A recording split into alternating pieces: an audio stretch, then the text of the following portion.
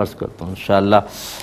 ایک یہ کویشچن کیا کہ صلاۃ و تسبیح پڑھنے کے کئی طریقے ہیں، کون سا طریقہ اختیار کیا جائے؟ دیکھیں جو بھی آپ کے طریقے لکھے ہوئے ہیں نا، ان طریقوں کو آپ اختیار کر لیں۔ یہ کتب میں لکھے ہوتے ہیں، مختلف طریقے منقول ہیں، تو جو آپ دیکھ رہے ہیں اس کو آپ بالکل پڑھ لیں۔ اس کو بدعت کہنا کیسا ہے کہ یہ بدعت ہے؟ دیکھیں حدیثوں کے اندر آیا ہے، چاہے وہ بعضوں کے نزدیک ضعیف حدیثیں ہوں لیکن وہ موضوع حدیثیں نہیں ہیں، یہ حدیثوں میں آیا ہے۔ اور باقاعدہ یہ یاد رکھیں کہ جب کوئی چیز مسلمانوں میں بہت زیادہ رائج ہو جائے، عوام اور خواص اس کو استعمال کر رہے ہوں، خواص سے مراد علماء ہیں کہ علماء بھی اس عمل کو اختیار کیے ہوئے ہوں، تو جو بھی صاحب علم حضرات مجھے سن رہے ہیں، چاہے کسی بھی مکتب فکر سے آپ کا تعلق ہو، جب یہ لفظ ساتھ لکھ دیا جاتا ہے علیہ عمل الامہ، کہ اس پر امت کا عمل ہے، تو وہ بڑی چیز تقویت پا جاتی ہے، چاہے کسی کمزور دلیل سے ثابت ہو، لیکن امت کا کسی چیز کو اختیار کر لینا جبکہ اس میں خواص بھی شامل ہوں، اس چیز کو بہت زیادہ تقویت دے دیتا ہے۔ اس کو بدعت کہہ کے لوگوں کو متنفر کرنے کی کوشش وہی کرے گا جو مزاج شرع سے ناواقف ہوگا۔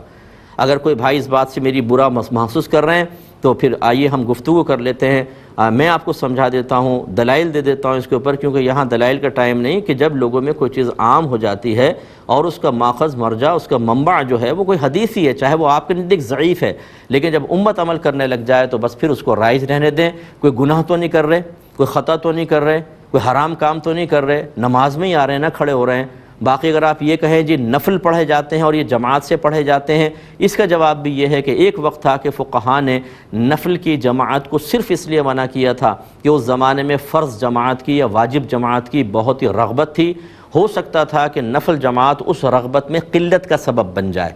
جب انہوں نے اب اس دور کے اندر جب دیکھا کہ لوگ نمازوں کے لیے حاضر نہیں ہو رہے، تو فقہاء نے اجازت دی ہے کہ آپ نفل کی جماعت قائم کر سکتے ہیں، اور ہم بعض لوگ ایسے جو ہم بھی اس میں شامل ہیں یہ مشورہ دیتے ہیں کہ جب اس قسم کی کوئی آپ رکھیں گے، اعلان کیا آپ نے صلاۃ و تسبیح با جماعت ہوگی، لوگ بہت زیادہ آئیں گے جوگ در جوگ، اس کے بعد ایک درس قرآن ضرور رکھیں، ایک بہترین نہ تلے الفاظ میں، نہ بہت طویل نہ بہت مختصر بیان کرنے والے کسی عالم کا انتخاب کریں جو لوگوں کو فرائض کی طرف بلائے، انہیں گناہوں سے بچنے کی ترغیب دے، انہیں فرض علوم کی طرف بلائے، انہیں عقائد سکھائے کہ کس طریقے سے ہمیں اپنے بنیادی عقائد سیکھنے ہیں، تاکہ لوگوں کا یہاں پر حاضر ہونا بہت بہترین نتیجہ دکھائے۔ اس اعلیٰ حضرت نے خود لکھا ہے کہ جو نفل کی جماعت سے روکے گا، یعنی نفل کی جماعت وہ کہتے ہیں زیادہ مکروہ تنزیہی ہے، اور اگر لوگ مکروہ تنزیہی فعل سے دین کی طرف مائل ہو رہے ہوں تو اس سے وہی روکے گا جو شریعت کے معاملے میں جاہل ہوگا، ناواقف ہوگا۔ اب اس سے خود فیصلہ کر لیں آپ کس میں شامل ہیں۔